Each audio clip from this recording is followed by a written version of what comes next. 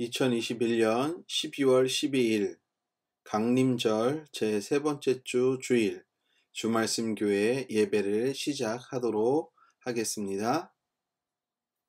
평화의 기도. 주님, 나를 평화의 도구로 삼아 주십시오.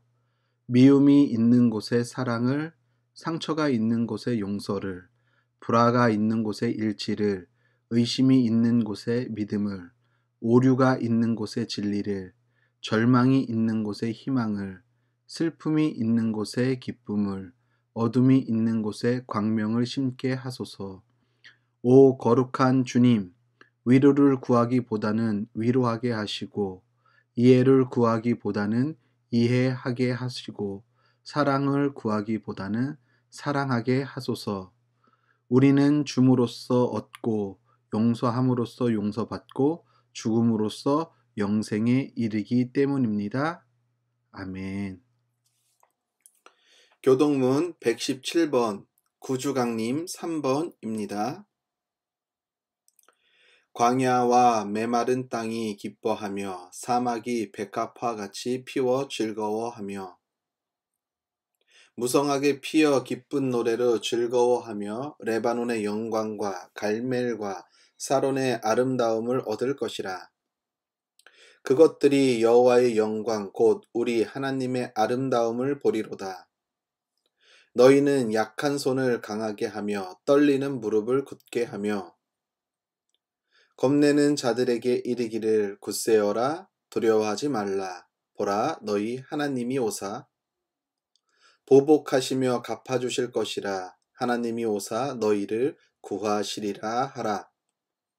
그때에 맹인의 눈이 밝을 것이며 못 듣는 사람의 귀가 열릴 것이며 그때에 저는 자는 사슴같이 뛸 것이며 말 못하는 자의 혀는 노래하리니 이는 광야에서 물이 솟겠고 사막에서 시내가 흐를 것임이라.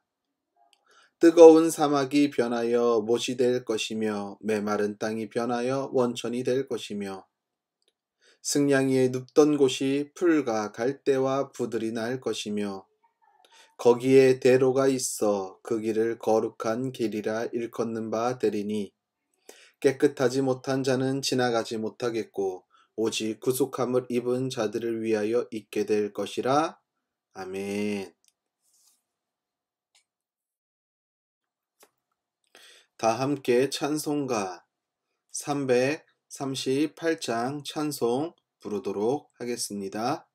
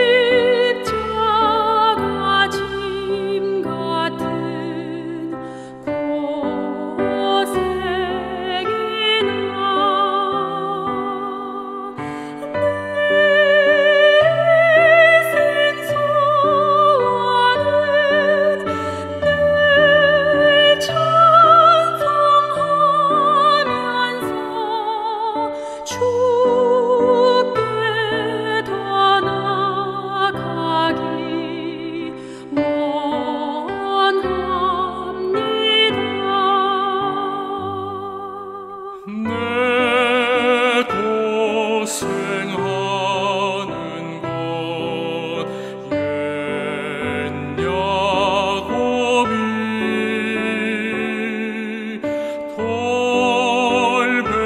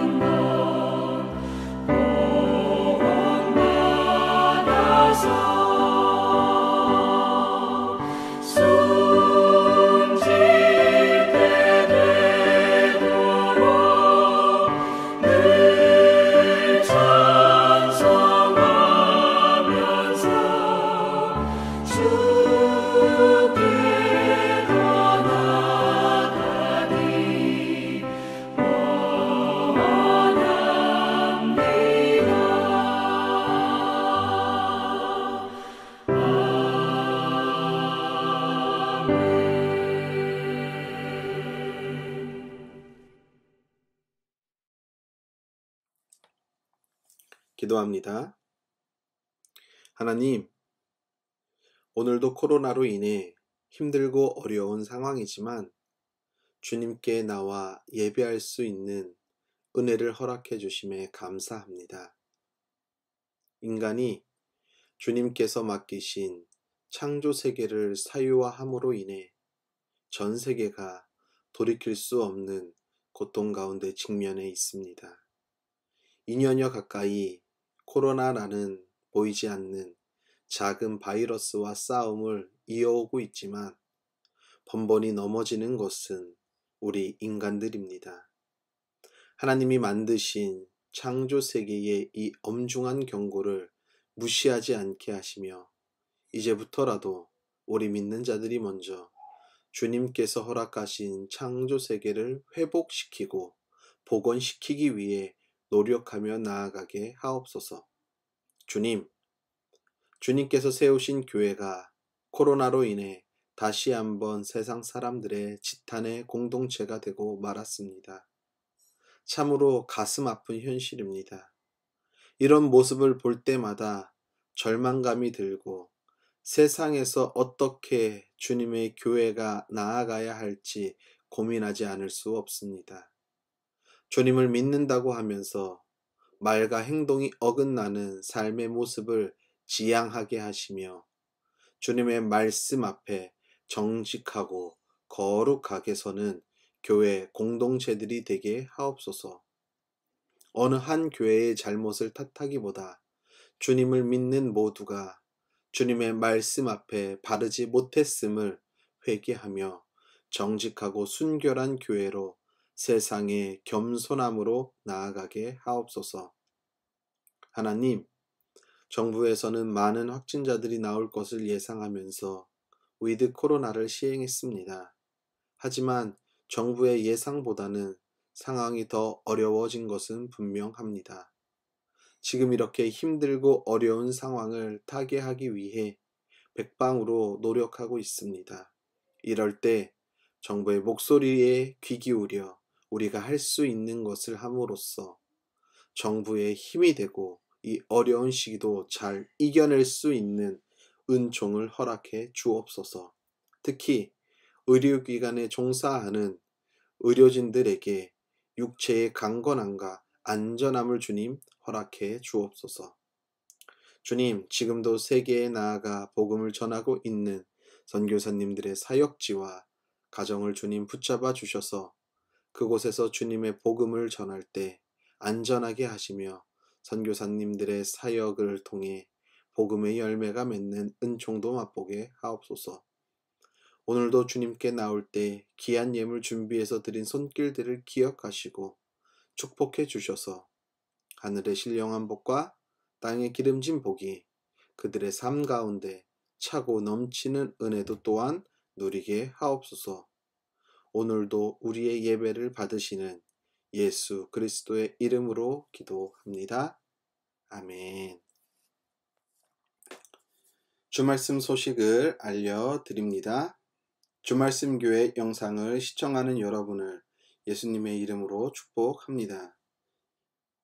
예배 후 당회가 있습니다. 12월 23일 목요일 11시 평화교회에서 구역회가 있습니다. 어린이 예배가 그레이스 채플에서 오전 10시 30분에 있습니다. 주변에 코로나 확진자들이 많이 발생하고 있습니다. 각별히 개인 위생에 신경 쓰길 바랍니다. 현장 예배 참석 시 마스크 착용, 발열 체크, QR 체크인, 출입 명부 작성을 필히 해주시길 바랍니다. 주말씀 교회 설교 영상은 유튜브 동탄 주말씀 TV를 통해 시청할 수 있습니다.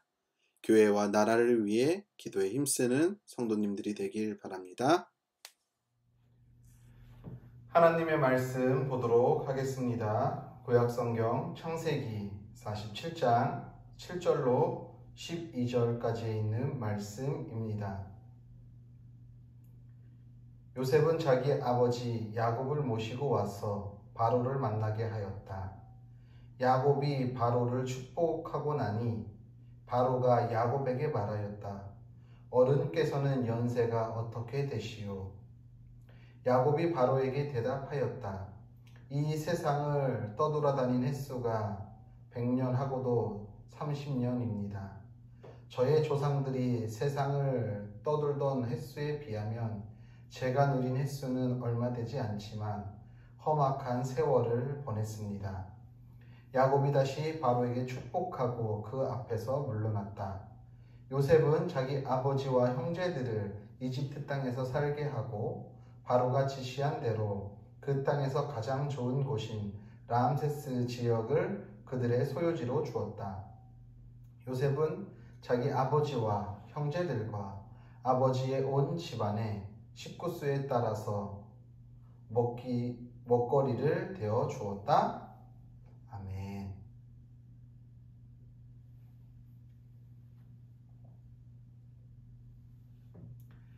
하나님 우리 아버지와 주 예수 그리스도께서 내려주시는 은혜와 평화가 여러분에게 있기를 빕니다. 사람들은요, 저마다 각각의 삶을 살아가면서 많은 사람들을 만나면서 살고 있습니다. 한자 중에 사람을 뜻하는 사람 인자는요, 서로 사람과 사람이 기대어 살아야 한다는 그런 인간은 사회적 존재라는 것을 형상으로 본떠 만든 글자가 바로 사람 인자의 이 인이라는 글자지요.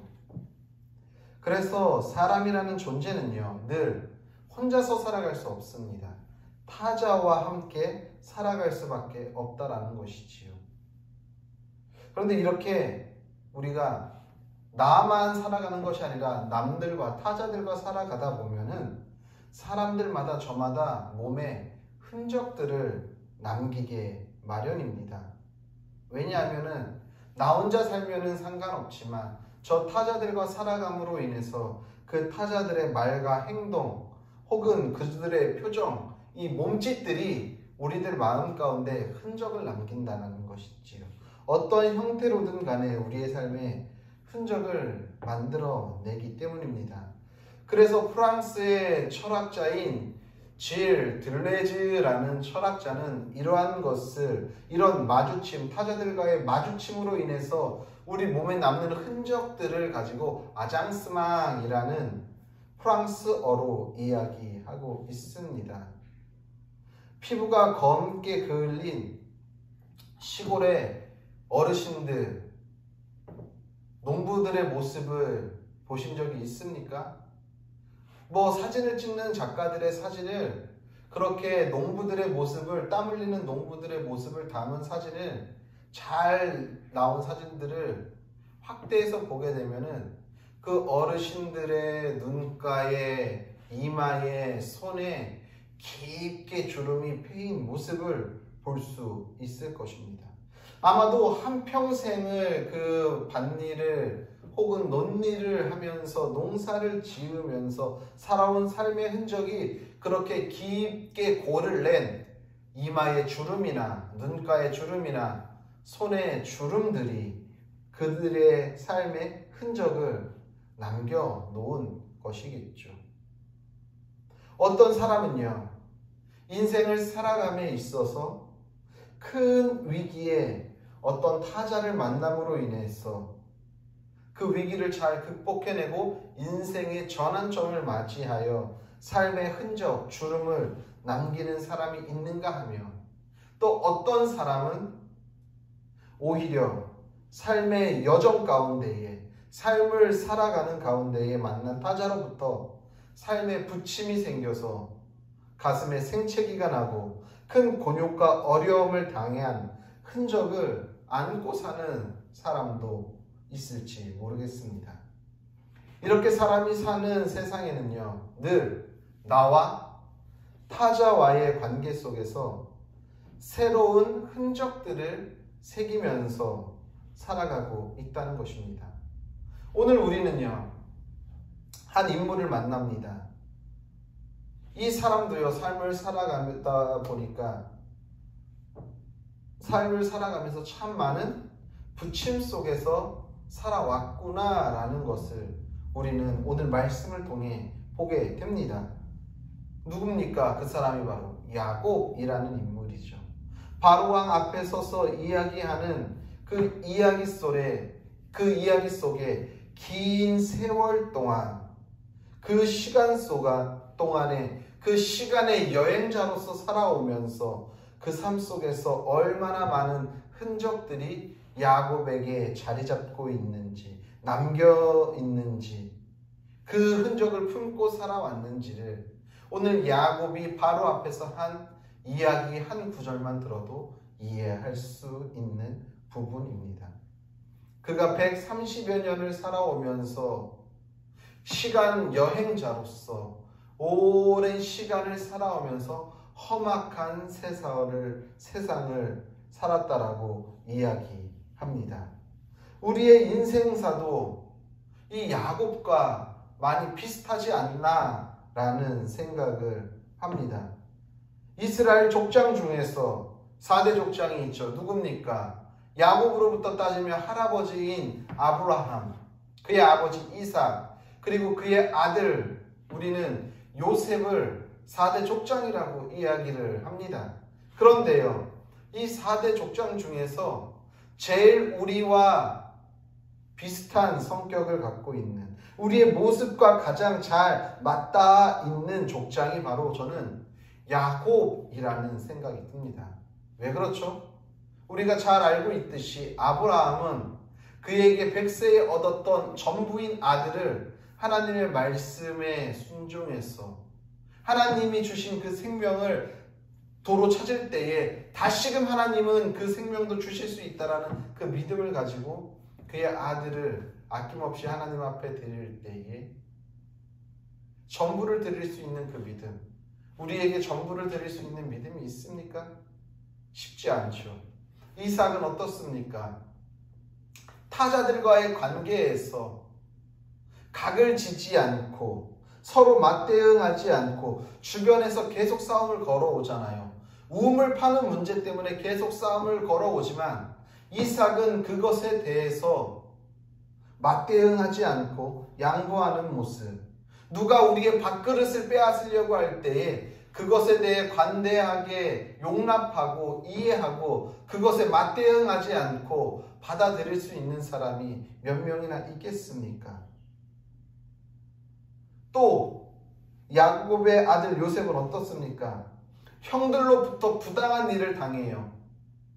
그럼에도 불구하고 그들보다 높은 자리에 올라가 있음에도 불구하고 그 형들에게 그것을 원망으로 그리고 분풀이로 돌리지 않고 오히려 그 형제들을 감싸고 포용하는 마음을 볼 수 있다는 것입니다. 그런데 야곱은 어떻습니까?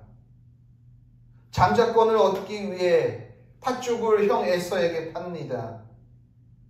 아버지의 축복을 가로채기 위해 형과 아버지를 속입니다. 상황에 따라 변화무쌍하게 모습을 바꿔가는 것, 우리의 모습과 너무나도 가장 많이 닮아 있지 않습니까? 저는 그렇게 생각을 합니다.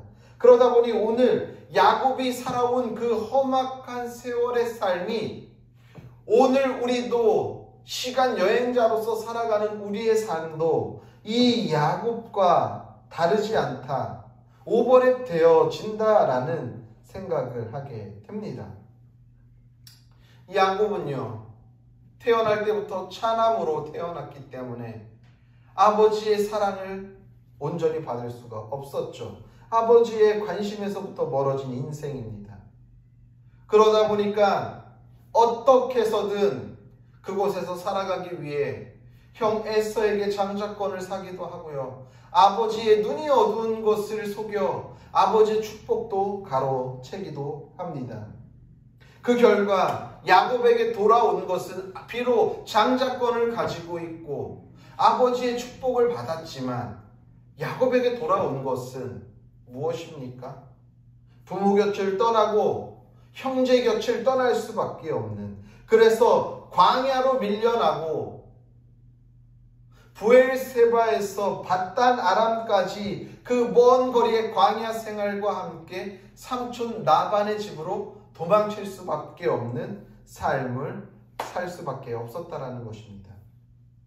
야곱이 형 에서를 피해서 부엘세바, 아버지와 형과 함께 살고 있는 이 부엘세바에서 삼촌 라반이 살고 있는, 외삼촌 라반이 살고 있는 그 밧단 아람까지의 광야길은요 무려 900km나 됩니다.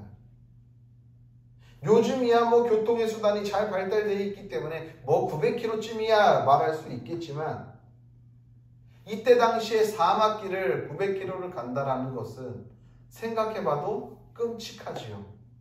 제가 천천히 좀 이렇게 걸으면은요 한 시간에 4km 정도 걸을 수 있는 것 같습니다, 제 기준으로. 그럼 아주 거칠게 러프하게 잡았을 때에 야곱이 1시간 동안 광야길을 얼마나 걸을 수 있었을까요? 아마도 3, 4km 걷기 힘들었을 것입니다.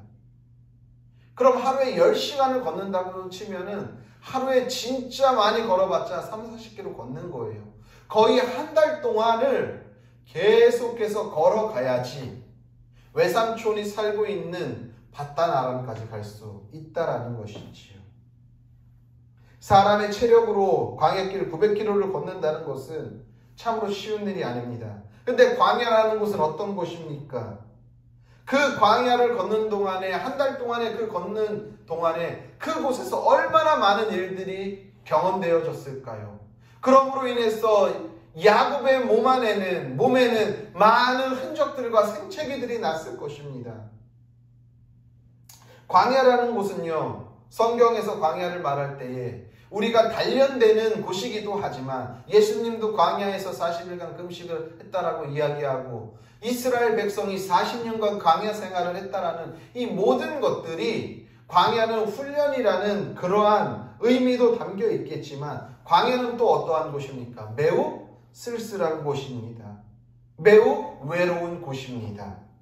그곳에서 홀로 걸어가면서 날마다 어떤 상황이 벌어질지 모르는 두려움 가운데에 마주 서야 하는 곳이 바로 광야라는 곳이지요. 우리도 마찬가지입니다. 인생을 살다 보면은 광야길을 만날 때가 있어요.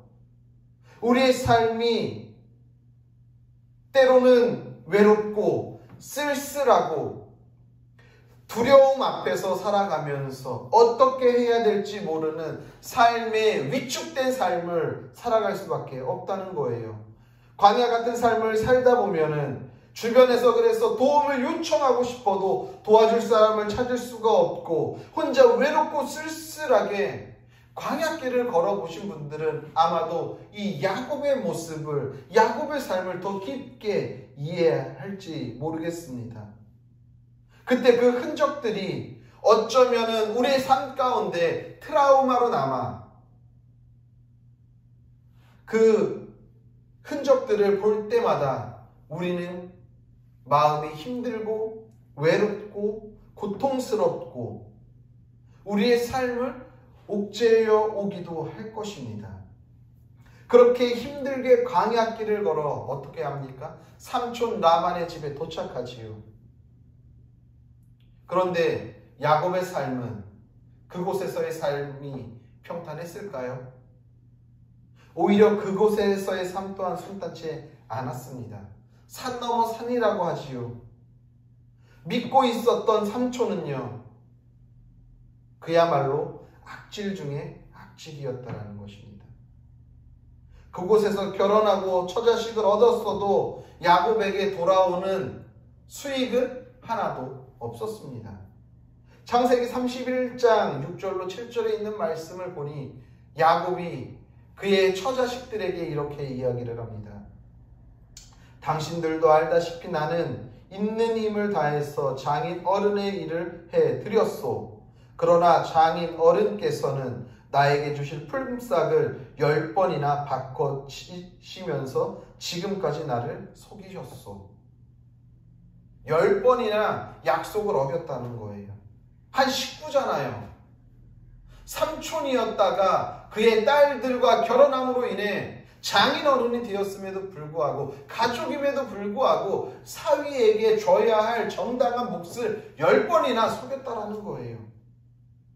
옛말에 이런 말이 있습니다. 믿는 도끼에 발등 찍힌다.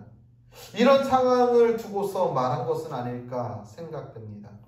삼촌이라고 의지하며 살았는데 오히려 그 삼촌 라반의 갑질이 야곱으로 하여금 마음에 더 깊은 상처를, 흔적을 남기게 했다는 것입니다. 우리도 삶을 살다 보면 시간 여행자로서 살아가면서 많은 타자들과 만나면서 관계를 맺습니다. 그러면서 그들로부터 우리도 삶의 흔적들을 새기며 살아가지요. 그럴 때 야곱과 같은 삶의 모습이 우리도 오버랩되고 있지는 않습니까? 누군가의 갑질로부터, 타자로부터의 갑질로부터, 혹은 내가 믿었던 사람의 배신으로부터 우리 마음 깊은 곳에 상처의 흔적을 안고 살고 있지는 않습니까? 주변에 도사리는 많은 라반들이 우리로 하여금 마음의 깊은 상처와 흔적을 남기고 있다는 것이지요. 야곱은 깨닫습니다. 더 이상 삼촌과 장인어른과 함께할 수 없다는 결론에 이르르지요. 그런 후에 어떻게 합니까? 야곱은 그래도 아버지의 집으로 돌아가야겠구나 라고 결정합니다. 그런데 문제는 무엇입니까? 모든 것이 아버지의 집으로 가면 다 해결되는 것이 아닙니다. 여전히 에서가 살아있기 때문입니다. 아버지 집으로 갈 때에 에서가 이 소식을 듣고서 야곱을 맞으러 나옵니다. 야곱은 형 에서에게 혹시나 해를 당할까봐 먼저 약복강 브엘세바에서 본인이 제일 먼저 넘어가는 것이 아니라 많은 짐승들을 앞세워 일꾼들을 먼저 에서에게로 보냅니다. 그리고 자기의 자녀들과 철을 앞세우고 맨 뒤에 혼자 뒤에서 따라갑니다. 무슨 말일까요? 아마도 자신의 목숨이 위태로운 그 앞에서는, 목숨 앞에서는 여전히 연약해지는 인간의 모습이 여실히 드러나는 것이겠죠. 우리라면 어떻게 했을까요? 당당하게 맨 앞에 앞장서서 나아갔을까요? 야곱과 달랐을까요? 매일 삶의 현실 앞에 부딪히면서 약해지고 작아지는 우리의 모습이 야곱의 모습과 같다는 생각은 하지 않습니까? 우리의 모습이 너무나도 야곱과 맞닿아 있다는 거예요. 그럼에도 불구하고 야곱은 어떻게 합니까? 계속해서 삶의 흔적을 새기면서 살아가는 거예요. 시간 여행자의 삶을 꾸준히 살아온 야곱이 드디어 약복강에서 하나님의 천사와 사자와 씨름합니다. 밤이 새도록 씨름해요. 그랬을 때에 하나님의 천사가 야곱에게 너의 이름이 무엇이냐? 야곱입니다. 발 뒤꿈치 잡고 모든 사람들로 하여금 속이는 사람이었습니다. 너는 이제부터 야곱이라 하지 말고 이스라엘이라 해라. 존재가 바뀌었습니다. 존재가 변화되는 경험을 하게 된 거예요. 그러나 야곱이 존재가 바뀌었다 하더라도 야곱이 처해 있는 상황과 환경과 삶은 바뀔까요? 여전히 그대로라는 거예요. 나아지지 않은 거예요. 여전히 야곱의 삶은요, 그 이후로도 계속해서 힘들어요. 사랑하는 아들 요셉을 잃잖아요. 기근으로 인해서 힘들어요. 그런데 그의 사랑하는 아내 라헬에게서부터 얻은 요셉을 잃었는데 베냐민까지 잃을 지경에 놓이잖아요. 말년까지 한 번도 순탄했던 삶이 없어요. 야곱에게 있어서는. 우리도 마찬가지죠. 하나님을 믿는다고 고백하고 하나님을 구주로 믿어서 우리의 존재가 변했다라고 생각되지만 여전히 우리가 딛고 살아가는 이 세상, 삶의 현장은 여전히 바뀌지 않는 거예요.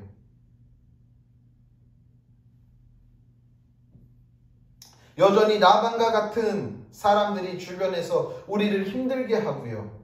계속해서 우리의 마음을 충동케 하고 번뇌케 하는 타자들이 여전히 우리 주변에 도사리고 있다는 거예요.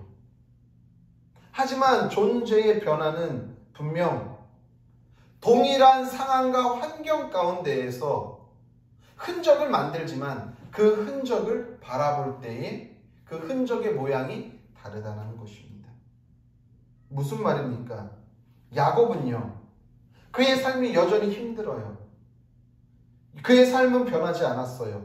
여전히 험하고 힘든 삶이지만 주님을 만나기 전에 야곱이었다라고 한다면 그 삶에 새겨진 흔적들을 보면서 삶 고비고비마다 아픔과 고통이 그 흔적을 볼 때마다 트라우마로 작용하고 생각났을 겁니다.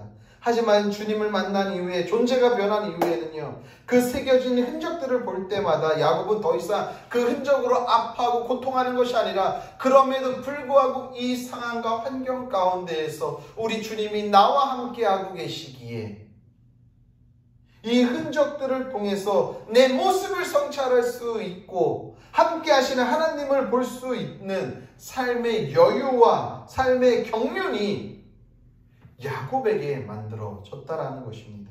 우리도 마찬가지일 거예요. 우리도 마찬가지로 야곱과 같이 우리의 존재가 주님으로 인해서 변했다라고 한다면 똑같은 동일한 상황에서 만들어지는 흔적이지만 예전에는 그 흔적을 보고 괴로워하고 고통스러워하고 아파했지만 이제는 주님을 만나고 존재의 변화로 인해 그 흔적들을 볼 때마다 이때에도 주님이 나와 함께 하셔서 내가 이 고난과 역경을 이겨냈고 지금도 비록 힘들고 어렵지만 내가 살아온 길을 돌아보니 내 삶을 성찰해보니 그래도 한 번도 주님이 나를 놓고 가신 적이 없구나 라는 마음의 여유와 경륜이 생긴다는 것입니다. 그 결과 당시에 세상에 가장 강력했던 통치자 바로 앞에서 당당하게 이야기할 수 있는 거예요. 내가 험악한 세월을 보냈습니다. 비록 험악한 삶을 살아왔지만 내 삶 속에서 역사하신 하나님으로 인해 내가 당신에게 축복해 주겠습니다.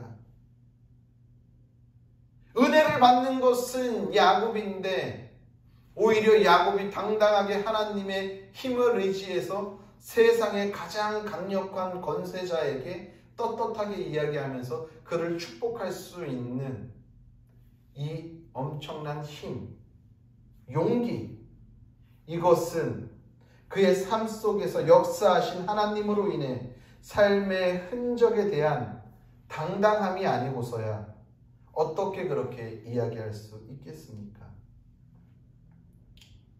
비록 볼품없고 태양빛에 검게 그을린 피부에 깊이 패인 삶의 주름의 흔적이 역력한 농부들의 그 모습을 볼 때 그것이 그냥 단순히 거칠고 어떻게 보면은 피부가 이쁘지 않다라고 하는 것이 아니라 오히려 그렇게 깊이 패인 주름이 흔적들이 아름다워 보이는 이유는 그 삶을 험악하게 살아왔지만 한평생 그것에서 정직하게 삶을 일구어 왔기 때문에 그러한 모습들이 그 주름 안에 흔적 안에 깊이 남아있기에 우리가 그 주름을 아름답다라고 그 주름을 경이롭게 바라보는 이유가 거기에 있는 것은 아닐까요? 제가 설교 중에도 몇 번 인용했던 제럴드 L. 시처의 책 하나님의 은혜 가운데에 풍상을 이겨낸 아름다움에 대해서 이 시처가 이야기합니다. 그 이야기를 제가 잠깐 들려드리도록 하겠습니다. 2006년 가족과 휴가 때 나는 아이들과 함께 캐나다 로키 산맥에 있는 밴프 국립공원에 갔다. 닷새 동안 65km 정도 걸으며 웅장한 공원의 절정을 마음껏 즐겼다. 나무 껍질이 흰색인 특정한 수종의 소나무가 등산길에 자주 눈에 띄었다. 그 나무들은 곳곳에 산재해 있었고 특히 고도가 높은 곳에 더 많았다. 나무마다 풍상을 견뎌낸 흔적이 역력했다. 줄기는 옹이 투성이었고 가지는 꺾여나갔고 껍질은 바람과 눈비와 짖는개비에 시달려 거칠거칠했다. 덩이진 잎들은 한 뼘의 햇볕을 훔치고 있었고 짐승의 발톱처럼 생긴 뿌리는 비탈진 바위를 꽉 움켜쥐고 있었다. 이 나무들은 세월의 시험을 통과하여 살아남았고 비바람에 깎여 비범한 예술작품이 되었다. 정말 아름다웠다. 아이의 순진하고 가냘픈 얼굴 같은 아름다움이 아니라 평생을 어부나 농부로 살아온 사람의 늙고 주름진 얼굴 같은 아름다움이었다. 사랑하는 성도님들, 우리도 이 세상에서 살아가면서 야곱처럼 험악한 세상살이로 삶의 많은 흔적들을 남기며 살아갑니다. 그런데 그런 흔적들이 아픔과 고통이 되기보다는 그 흔적들을 볼 때마다 아픔과 고통의 세월이었지만 여전히 그곳에서도 주님이 함께 하셔서 지금까지 내가 이렇게 왔음을 고백할 수 있는 믿음의 사람으로 거듭나기를 소망합니다. 풍상을 견뎌낸 흔적이 역력한 그 나무와 같이 험악한 세월을 살았지만 세상의 권력자 앞에서도 떳떳하고 당당하게 우리에게 새겨진 예수 그리스도의 흔적을 자랑하며 살아가는 우리 신앙인들의 삶이 되시기를 예수님의 이름으로 간절히 축복합니다. 기도하겠습니다. 하나님, 오늘도 시간 여행자로서 세상을 살아가면서 많은 타자들과 함께 어울려 살다 보면 때로는 그들과의 삶 속에서 우리의 삶에 많은 흔적들을 남기면서 살아갑니다.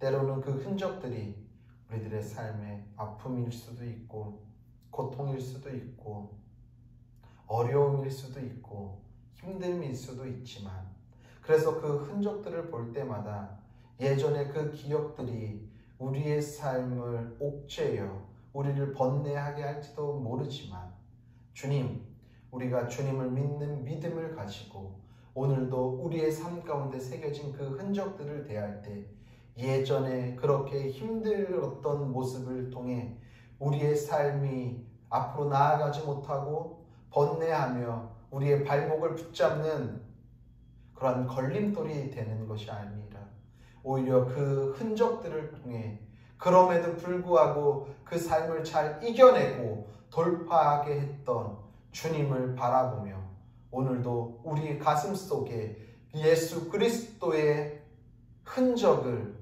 남기며 새기며 오늘도 우리의 삶을 주님 앞에서 거룩하게 살아가게 하옵소서.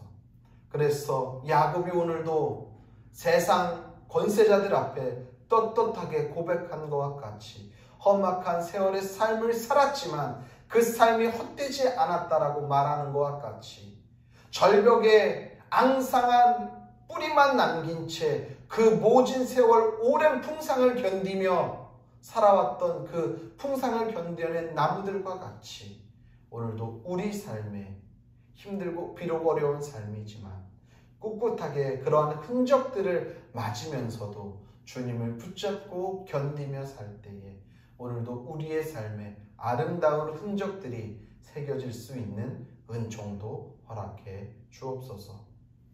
이제는 우리를 위하여서 십자가에 달려 죽으신 예수 그리스도의 은혜와 그의 아들을 십자가에 아낌없이 내어주신 하나님 아버지의 무한하신 사랑과 성령의 교통하심과 위로하심과 역사하심과 충만하심이 오늘도 비록 험악한 세월을 살았지만 그 삶 가운데서 주님이 함께 하셨음을 고백할 수 있는 믿음으로 그리스도의 흔적을 품고 살기로 결단한 성도들 머리 위에와 그들의 가정과 섬기는 교회와 나라 민족과 더 나아가 세계 열방 가운데에 이제로부터 영원히 함께 계시기를 간절히 축원하옵나이다.